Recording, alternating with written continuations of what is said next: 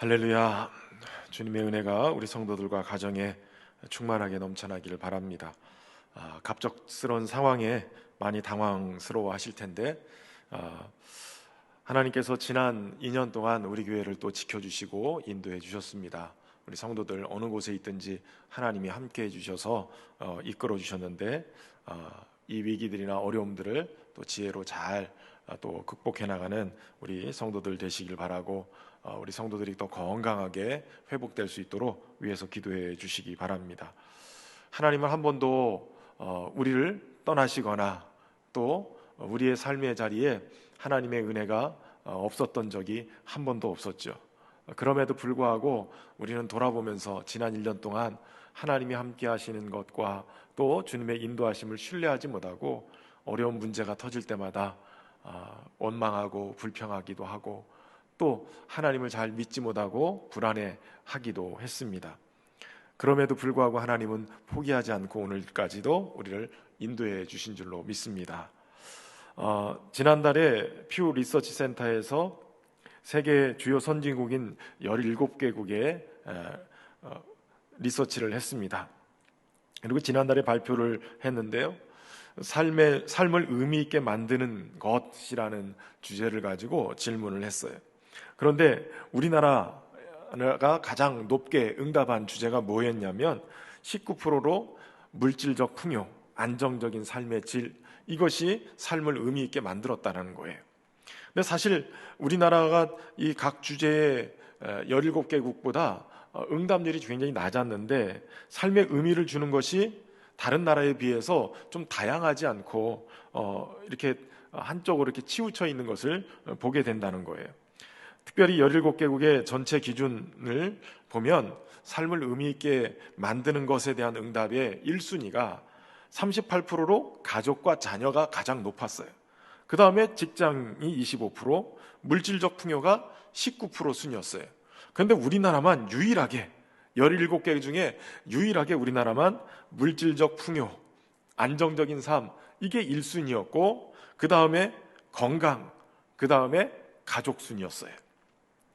뿐만 아니라 삶을 의미 있게 만드는 것 중에 종교, 영적 생활, 이것이 어떤 의미를 갖게 하는지, 아니 어떻게 얼마만큼의 비중을 차지하고 있는지 이걸 조사해 보니까 미국이 가장 높게 나왔어요. 미국이 한 15% 정도 높게 나왔고 나머지 나라들이 한 5% 정도 기준으로 이렇게 나왔어요. 그런데 우리나라는 삶을 의미 있게 만드는 것에 종교 생활이 1% 정도 의미 있게 만든다, 이렇게 대답을 했다는 거예요. 그러니까 삶의 의미라는 측면에서 한국인에게 이 종교가 차지하고 있는 부분이 미국과 비교해서는 엄청난 차이를 내고 있다는 거죠. 목사 입장에서, 제가 기독교 입장에서 보면 이런 의미도 될 수 있겠다라는 생각이 들어요. 성도들에게 신앙생활이 어떤 삶의 의미를 주는가, 다시 말하면 신앙생활이 삶 속에 얼마나 도움이 되고 힘을 주고 의미를 주는가, 1%밖에 되지 않는다는 거예요.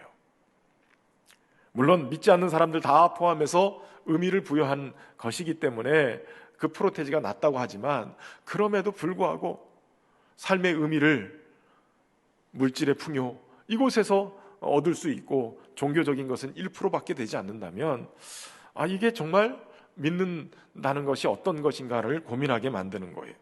신앙과 삶이 분리되어져서 살아가고 있다라고 얘기하고 있는 것이죠.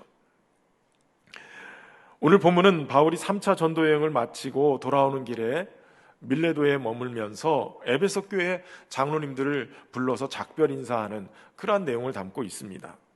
사실 바울이 사도로 부름을 받은 지 한 15년 가까이 흘렀어요. 바울은 이날 동안 계속해서 전도 여행을 해왔지요. 그리고 마지막 3차 전도 여행을 마감하는 어느 날 예루살렘으로 갈 것을 말하다가 이 밀레도에 도착해서 에베소에 한 48km 정도 떨어진 이 에베소에 전가를 보내서 에베소 교회 장로님들을 초청하게 되는 거예요. 리더들을. 바울 일행이 마음만 먹으면 얼마든지 에베소에 들렸을 거예요. 그도 그럴 것이 이 바울은 3년 동안 에베소에 머물면서 그 교회에 얼마나 정성을 쏟아서 세웠는지 몰라요. 그런데 그럼에도 불구하고 바울은 그곳에 가지 아니하고 도리어 이 에베소 교회 리더십들을 초청해서 그렇게 인사하기로 결심을 한 겁니다. 혹시라도 이 정든 사람들을 만나고 싶은, 그리고 또 그 리더들만 아니라 그 교회 모든 성도들도 만나고 싶은 마음이 있었을 텐데 이것을 억누르면서 예루살렘을 향한 걸음을 지체하지 않았어요. 사실 이렇게 바울이 예루살렘 방문을 서두른 것은 오순절, 전 세계에서 몰려드는 유대인들이 이 오순절에 몰려들 텐데 그때 복음 전하는 기회를 놓치지 않고 싶었던 거예요. 또 예루살렘이 기근에 시달리고 있을 때 각 아시아 지역의 교회들이 구제 헌금들을 해줬는데 이걸 들고 얼른 예루살렘 교회에 가서 전달하기 위해서였어요. 그리고 더 나아가서는 이방 선교에 대한 선교 보고를 하기 위해서, 그리고 앞으로 있을 땅끝까지 복음 전하는 이 로마 선교를 하기 위해서, 그래서 진행을 했던 것입니다. 오늘 본문의 말씀을 통해서 한 해를 마감하는 우리 송년주일에 우리는 어떤 자세로 삶을 살아내야 될 것인가, 어떤 사명을 가지고 우리가 살아야 될 것인가 한번 되짚어보는 시간을 갖겠습니다. 우선 첫 번째, 바울은 모든 겸손과 눈물로 그의 사명을 감당하였습니다. 찾아온 에베소 교회 장로님들에게 18절부터 그는 이렇게 얘기합니다. 그들에게 말하되 아시아에 들어온 첫날부터 지금까지 내가 항상 여러분 가운데서 어떻게 행하였는지 여러분도 아는 바니 곧 모든 겸손과 눈물이며 라고 얘기해요. 그러니까 바울은 지금 에베소뿐만 아니라 전도 여행하는 모든 곳곳마다 모든 겸손과 눈물을 가지고 이 사명을 감당해 왔노라고 얘기합니다. 여러분, 겸손은 자신을 낮추고 자신을 인도하시는 주님을 바라보는 것이에요. 주님의 은혜 없이는 이 모든 것을 할 수 없다라고 고백하고 인정하고 주님의 도움을 구하는 것이 바로 겸손인 거예요. 오직 주님만을 붙드는 것이죠. 바울은 지금까지 주님 은혜 안에서 주님을 붙들고 믿음으로 살아간 사람이었어요. 무엇보다도 에베소 교회를 세우면서 겪었던 고난을 19절 후반부부터 이렇게 고백합니다. 유대인의 관계로 말미암아 당한 시험을 참고 주를 섬긴 것과 유익한 것은 무엇이든지 공중 앞에서나 각 집에서나 꺼리낌 없이 여러분에게 전하여 가르치고 유대인과 헬라인들에게 하나님께 대한 회개와 우리 주 예수 그리스도께 대한 믿음을 증언한 것이라. 사실 그의 사역 속에 많은 어려움이 있었어요. 지금 얘기한 것처럼 유대인이 얼마나 간계를 부렸는지 전도해서 나름대로 세워놓으면 와서 분열을 일으키고 모함하고 그래서 엄청난 시험을 당하게 되어져요. 이걸 다 참아내면서 주님을 섬겨낸 거예요. 그리고 때를 얻든지 못 얻든지 어느 곳을 가든지 복음을 전하는 일 꺼리낌 없이 담대하게 일들을 전하고 또 가르치고 그리고 믿음을 증언하면서 살아온 것이에요. 그런데 이 모든 사역을 감당할 때 동반하는 것이 있죠. 이 어려움과 고난 속에 눈물이 그의 삶 속에 떠나질 않은 거예요. 시험을 참고 주를 섬기면서 모든 그 사명을 감당하면서 고통스럽고 고달프지만 이 모든 사역의 아픔과 한 영혼을 향한 아버지 하나님의 마음을 가지고 기도하는 그 속에는 항상 눈물이 있었어요. 기도로 하나님 앞에 나아갈 때마다 그 은혜의 보좌 앞에서 주시는 은혜 때문에 또다시 감격하여 눈물을 흘리고 그렇게 살았던 거죠. 그러니까 모든 것을 감당하는데 바울에게 있어서 필요했던 것은, 아니 그 모든 것을 감당할 수 있도록 힘을 주었던 것은 바로 모든 겸손과 눈물이었던 것이에요.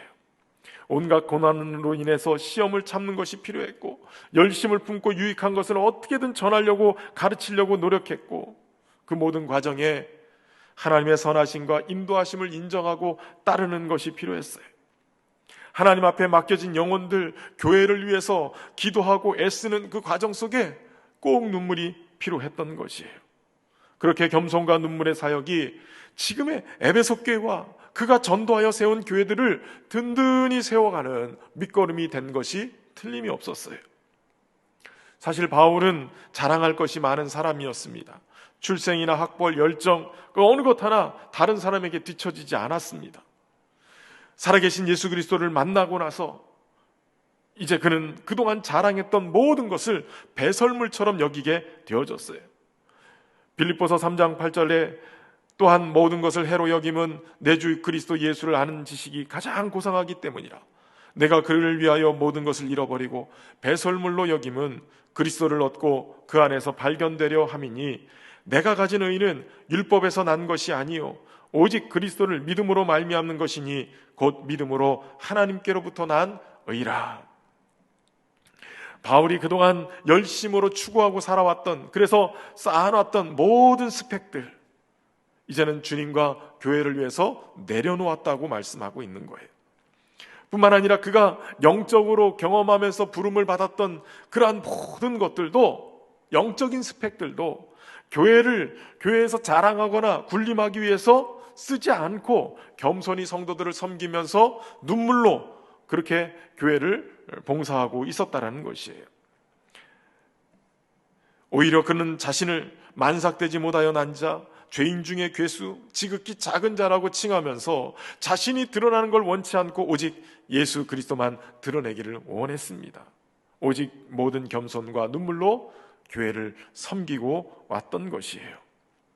여러분, 우리 그리스도인들은 오늘 우리의 삶의 목표가 바울과 같이 오직 겸손과 눈물로 주님과 교회를 섬기는 자가 되어야 하는 것입니다. 어느 순간부터 하나님만을 의지하던 겸손을 잃어버렸습니까? 아버지의 마음을 품고 한 영혼을 위해서 기도하며 흘렸던 눈물 잃어버리셨습니까? 아니면 은혜의 보좌 앞에 나가서 하나님이 주신 그 은혜 때문에 눈물을 쏟았던 적이 언제 있습니까? 다시 한번 우리의 믿음을 바르게 세우는 지혜가 있기를 바랍니다. 겸손과 눈물의 기도가 다시 회복되어져서 저와 여러분의 신앙이 회복되고 또 교회가 더욱더 그 안에서 든든히 세워가기를 주의 이름으로 축원합니다. 두 번째는 바울은 사명을 위해 환난과 결박을 마다하지 않고 생명조차도 아끼지 않았습니다. 바울은 자신의 뜻대로 움직이는 사람이 아니었어요. 철저히 기도하고 하나님의 뜻을 발견한 다음에야 그 다음을 움직였던 사람이었어요. 그런데 오늘 본문에 보면 바울에게 모순된 것처럼 보이는 두 가지 음성이 있는 것을 보게 돼요. 22절에 보면 보라 이제 나는 성령에 매여 예루살렘으로 가는데 거기서 무슨 일을 당할는지 알지 못하느니라. 23절에 보면 오직 성령이 각 성에서 내게 증언하여 결박과 환난이 나를 기다린다 하시나. 그러니까 성령에 매여서 예루살렘을 간다는 거예요. 예루살렘으로 가는 것, 그리고 또 그 성령이 내게 증언하기를 결박과 환난이 기다린다, 이렇게 얘기한다는 거예요. 놀랍게도 이 두 음성이 다 성령으로부터 주어진 음성이에요. 야, 예루살렘으로 가라. 근데 가면 결박과 환난이 기다릴 거야. 이 두 가지가 있어요. 바울은 지금 먼 길을 마다하지 않고 한 걸음에 달려온 에베소 교회 장로님들에게 이렇게 얘기하는 겁니다. 내가 예루살렘으로 가면 거기서 무슨 일을 만날지 모르겠습니다. 아마도 오늘 장로님들의 얼굴을 보는 것이 오늘 이 땅에서의 생의 마지막일지 모르겠습니다. 굉장히 심각한 얘기죠. 굉장히 유언과 같은 내용이에요. 사실 바울은 예루살렘으로 가게 된 날 체포가 되고 감옥에 갇혀 있다가 가이사라로 이감됐다가 빌립보 감옥에서 2년을 또 지내다가 또 풍랑을 헤치고 항해해서 로마의 감옥에 압송되게 됩니다. 그리고 끝내는 로마에서 단두대에 순교를 하게 되어지는 거예요. 그러니까 지금 바울은 에베소에서 오신 장로님들과 밀레도에서 마지막 유언과 같은 이야기를 하고 있는 것이죠. 여기에 분별력이 필요한 겁니다. 예루살렘에 가면 환난이 기다리고 고난이 있다는 것 맞아요. 그런데 주님이 계획 쓴 것은 여기서 끝나는 게 아니에요. 도리어 주님이 묻는 거예요. 야, 이래도 너 사명 감당할래? 라고 물으시는 거예요. 여러분, 복음을 전하는 일, 고난당하는 일, 이게 같이 펼쳐진다고 했을 때 너 어떻게 할래? 라고 주님이 물으시는 거예요. 우리 대부분은 복음을 전하는 일, 이 사명과 고난당하는 일이 같이 있으면 꺼려하는 게 당연한 것처럼 보여요. 바울도 이 명령을 거부하고, 주님, 복음 전하는 게 꼭 예루살렘만은 아니지 않습니까? 그동안 하던 것처럼 가서 아시아의 지역에 가서 복음 전하면 되지 않겠습니까? 이렇게 얘기할 수도 있는 거예요. 고난을 피할 수도 있습니다. 그러나 그는 절대 순종하기로 결심합니다. 24절에 내가 달려갈 길과 주 예수께 받은 사명 곧 하나님의 은혜의 복음을 증언하는 일을 마치려 하면은 나의 생명조차 조금도 귀한 것으로 여기지 아니하노라. 이 바울의 선언 속에는 하나님 나라와 복음을 위해서 자신의 생명조차 기꺼이 내놓겠다는 헌신과 결단이 그 안에 포함되어 있는 것이에요. 사실 이것은 그동안 15년 동안 바울이 3차에 걸친 전도 여행을 하는 모든 과정 속에 가지고 있었던 일관된 마음이었어요. 고린도후서 11장에 보면 바울이 복음을 전하면서 당했던 고난을 이렇게 얘기하고 있습니다. 내가 수고를 넘치도록 하고 옥에 갇히기도 하고 더 많이 하고 매도 수없이 맞고 여러 번 죽을 뻔하였으니 유대인들에게 40에서 하나 감한매를 5번 맞았으며 3번 태장으로 맞고 1번 돌로 맞고 3번 파산하고 일주야를 깊은 바다에서 지냈으며 여러 번 여행하면서 강의 위험과 강도의 위험과 동족의 위험과 이방인의 위험과 시내의 위험과 광야의 위험과 바다의 위험과 거짓 형제 중의 위험을 당하고 또 수고하며 애쓰고 여러 번 자지 못하고 줄이며 목마르고 여러 번 굶고 춥고 헐벗었노라. 이 외의 일은 고사하고 아직도 날마다 내 속에 눌리는 일이 있으니 곧 모든 교회를 위하여 염려하는 것이라. 이런 위험을 감수하면서도 그는 포기하지 않았어요. 매 순간 복음을 전하는데 목숨을 걸었어요. 정말로 자신의 생명을 조금도 귀한 것으로 여기지 않고 주신 사명을 향해 다름질했던 것이에요. 여러분, 바울이라고 죽음이 두렵지 않았을 리가 없지요. 그러나 그는 주님 주신 이 사명 때문에 이 사명을 완수하기 위해서 자신의 생명을 아끼지 않았던 것이에요. 결국 에베소 교회 장로님들도 만류해도 바울의 결단을 바꿀 수가 없었어요. 사명에 대한 그의 열정이 오늘날 그를 여기까지 인도했기 때문에 그래요. 디트리트 보네포 목사님은 구원은 무료이지만 제자가 된다는 것은 당신의 목숨을 내놓아야 합니다 라고 얘기했어요. 구원은 무료예요. 그러나 제자는 아무나 되는 것이 아니에요. 정말 생명을 내놓고 믿어야 되는 것이죠. 예수님은 군중과 제자를 엄격하게 구분했어요. 많은 사람들이 몰려서 예수님의 말씀을 듣고 그의 기적을 보고 그 역사하시는 하나님을 찬양하고 그랬어요. 그런데 여러분, 군중과 제자의 차이를 아십니까? 군중은 자기 목적과 이익을 따라 예수님을 쫓는 사람들이에요. 그래서 자기의 생각과 이익에 부합하지 않으면 언제든지 예수님을 떠날 수 있고 버릴 수 있는 가능성을 가지고 있는 사람이에요. 그러나 제자는 아니에요. 제자로 사는 것 자체가 도전이고 불편이에요.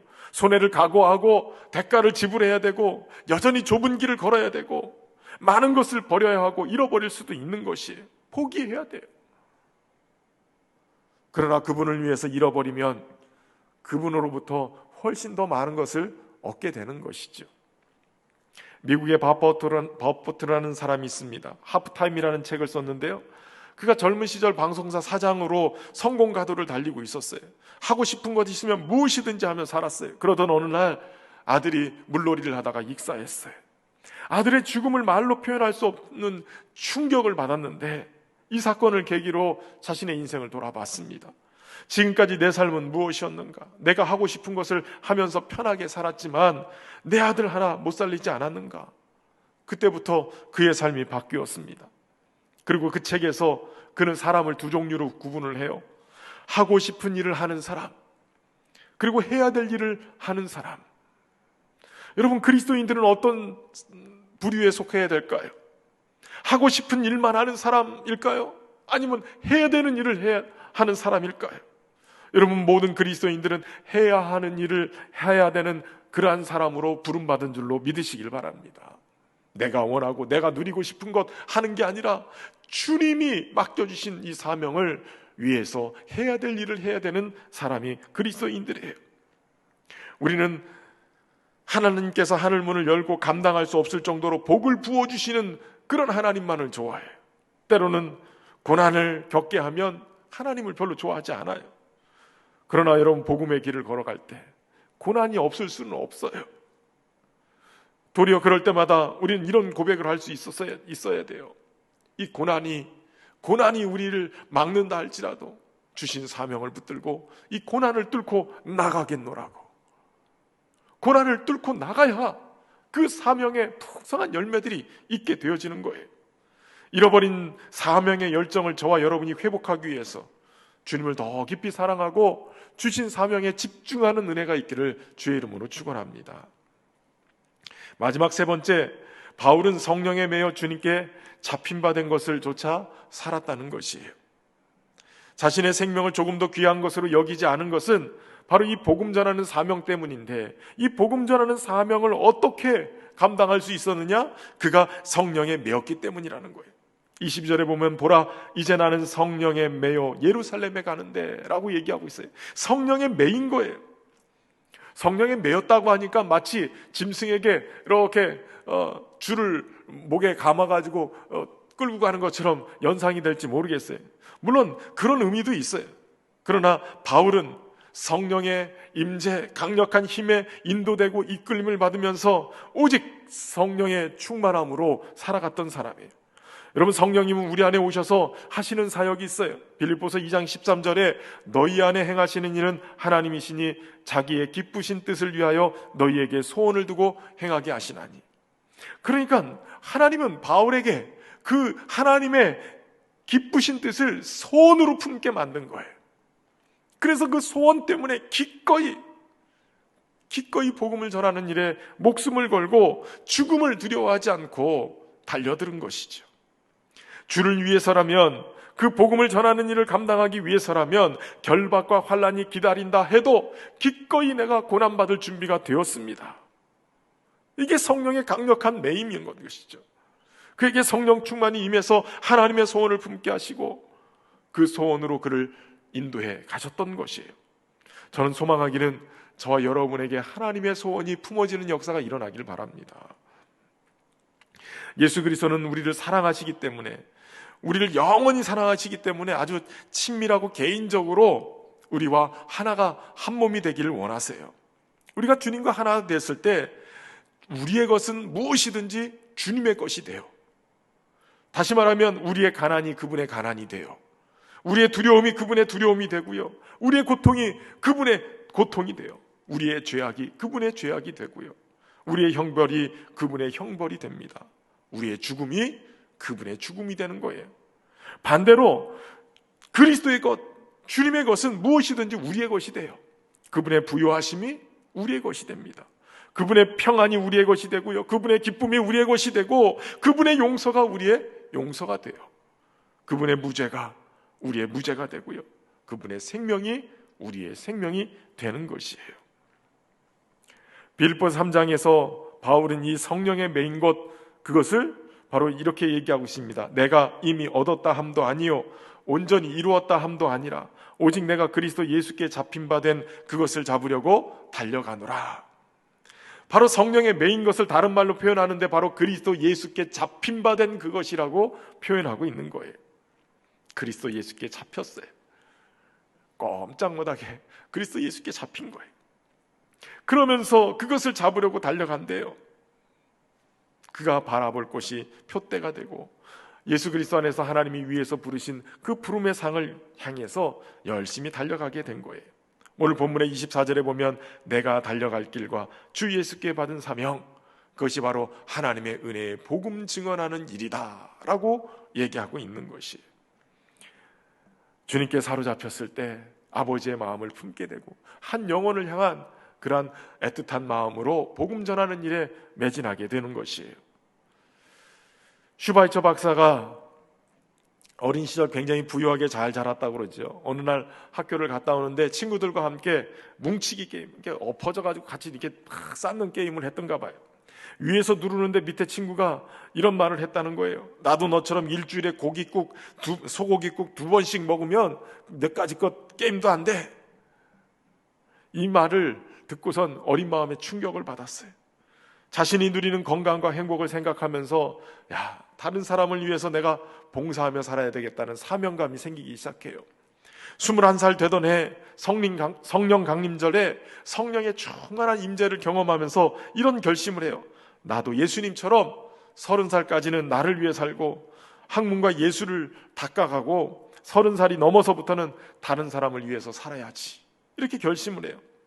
그리고 30살까지 음악, 철학, 신학 박사학위를 다 받아요. 그리고 30살이 넘어서 의대에 진학해서 의사가 됩니다.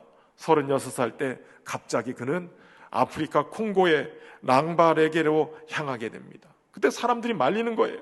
아니, 그렇게 열심히 공부해서 온갖 박사를 다 받아서 명예를 얻고 영광을 가지고 있는데 이걸 두고 왜 죽으려고 가는가? 그때 그가 얘기합니다. 나는 빚진 자입니다. 우리 조상들이 흑인들을 학대하고 착취하고 괴롭힌 그 죄가를 내가 대신 지고 갑니다. 지러 갑니다. 여러분, 우리도 마찬가지로 복음에 빚진 자들입니다.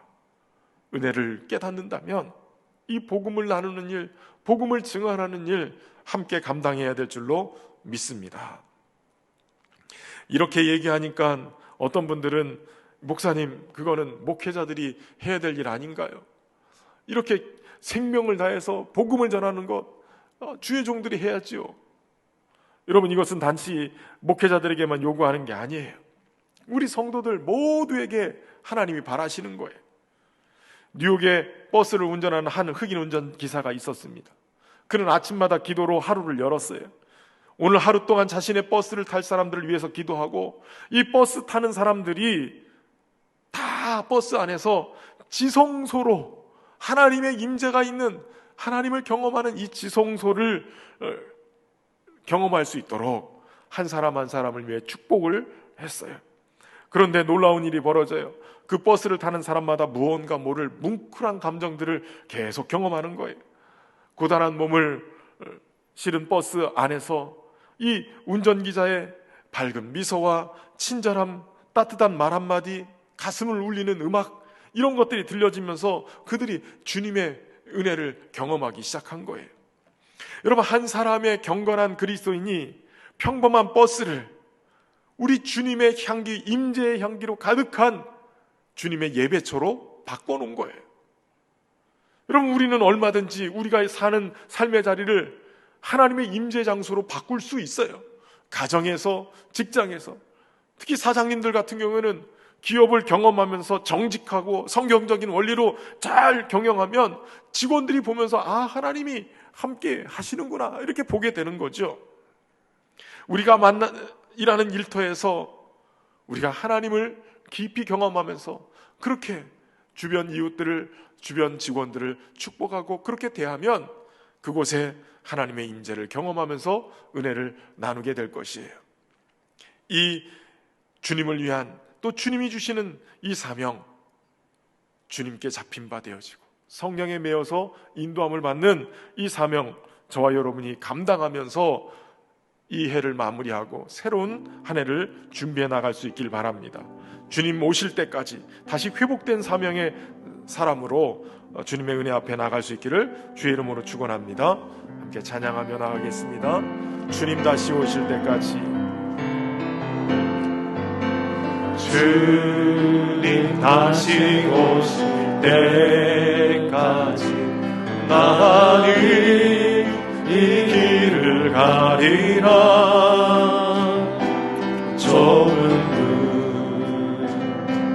좁은 길 나의 십자가 지고 나의 가는 이 길 끝에서 나는 주님을 보리라. 영광의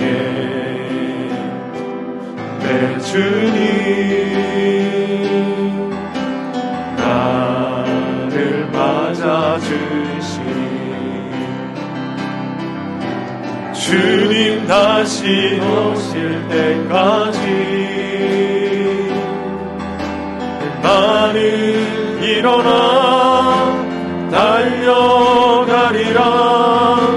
주의 영광 온 땅 덮을 때 나는 일어나 노래하리.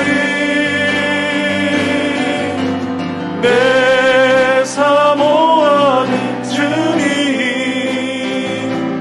온 세상 구주시라.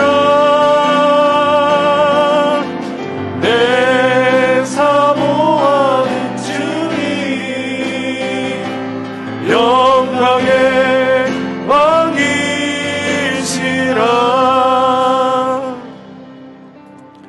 참 좋으신 하나님, 지난 1년간을 주님의 은혜 안에 붙잡아 주시고 인도해 주셔서 감사합니다. 어려운 코로나 팬데믹의 상황 속에서도 주님의 은혜 아니고는 여기까지 올 수 없었음을 고백합니다. 주님, 다시 한번 구하오니 우리의 사명의 겸손함과 눈물이 회복되어지게 하시고 생명을 아끼지 않을 정도의 사명의 열정이 다시 회복되게 하시고 오직 예수께 잡힌 바 된 성령에 매여서 인도함을 받고 사는 우리 모두가 되게 하여 주옵소서. 어떠한 환난과 고난도 뚫고 나갈 수 있는 그러한 사명의 능력이 우리 안에 임하게 하여 주옵소서. 측량할 수 없는 그리스도의 풍성함으로 우리와 함께 해주셔서 감사드리며 예수님의 이름으로 기도하옵나이다. 아멘.